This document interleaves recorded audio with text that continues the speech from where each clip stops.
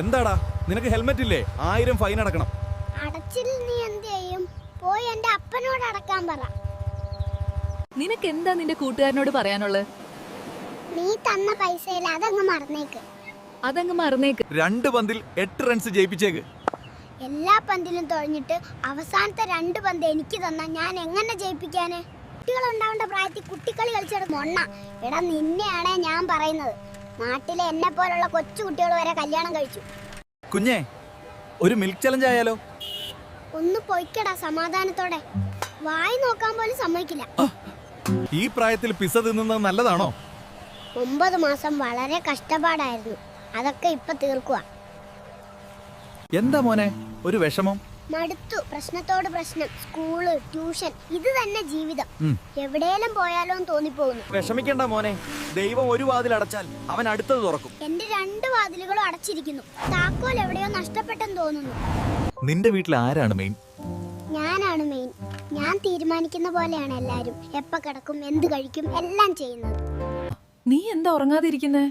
വീട്ടിൽ കള്ളം കയറാതിരിക്കാനാ. എന്നെപ്പോലെ ഒരു മകനെ കിട്ടാൻ പുണ്യം ചെയ്യണം. എന്താണ് ഇപ്പൊ പ്രശ്നം? കാണാൻ വന്നാ കണ്ടിട്ട് പോണം. ചെവി പിടിച്ച് തിരിക്കാനോ കവളത്തൂ പിച്ചാനോ ഫോട്ടോ എടുക്കാനോ ഒന്നും ഞാൻ സമ്മതിക്കില്ല.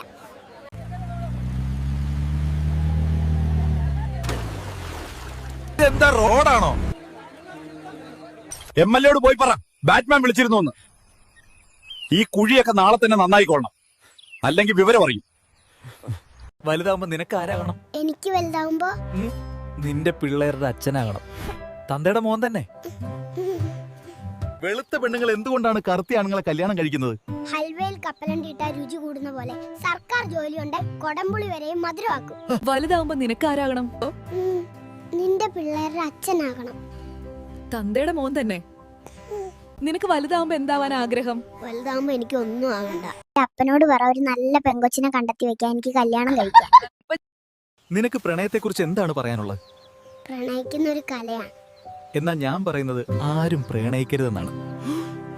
എടി കള്ളി, നീ ഒലിപ്പിച്ച് നടന്നിട്ട് എന്റെ പൈസ മൊത്തം തീർത്തു. എനിക്കിപ്പോ പാമ്പേഴ്സ് വാങ്ങാൻ പോലും നിവർത്തിയില്ല. എന്നെ വിട്ടേക്കൂ, എന്റെ ചോരയില്ല, ചെലന്തിച്ചാറാണ്. കൊച്ചർക്ക, നേരം വെളുത്ത് എണീറ്റ് വീട്ടിൽ പോവാൻ നോക്ക്. ഡ്രാക്കുല പോയോ? എടാ മരകഴുതേ, നിനക്ക് വിവരമില്ലേ? ഇതിനെ ഫോറസ്റ്റുകാർ കണ്ട എന്നെ അടക്കം പിടിച്ചോണ്ടാക്കും, കുരുത്തം കെട്ടവനെ. വേഗം വീട്ടിലേക്ക് വാ. എടാ പാണ്ടക്കുട്ട, നിന്നെ മിക്കവാറും തള്ള ആർക്കെങ്കിലും കൊടുക്കും. അതിനു മുമ്പ് നിന്നെ ഞങ്ങൾക്കറിയാവൂ. നോക്കിക്കോ നീ. കുരുത്തം കെട്ടവനെ, ആനയുടെ ചവിട്ട് കിട്ടിയിട്ട് നിന്റെ അടിയന്തരം നടത്തുവാനുള്ള കാശ് എന്റെ ഇല്ലടാ നാറി. പോയി ആനയ്ക്കുള്ള പട്ട കൊണ്ടുപോടാ കൊരങ്ങ.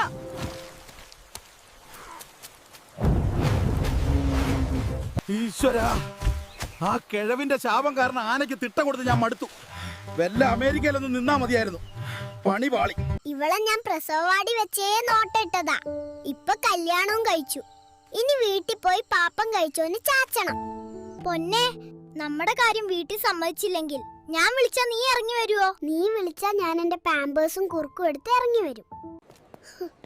ഈ പാസ്പോർട്ട് എക്സ്പയർ ആയല്ലോ. കുരുപ്പേ, ഞാൻ ജനിച്ചിട്ട് ആകെ 2 ദിവസമായിട്ടുള്ളൂ. പിന്നെ എങ്ങനെ എക്സ്പയർ ആയി? എന്താ മോനെ, നീ ഇവിടെ എന്ത് ചെയ്യുന്നു?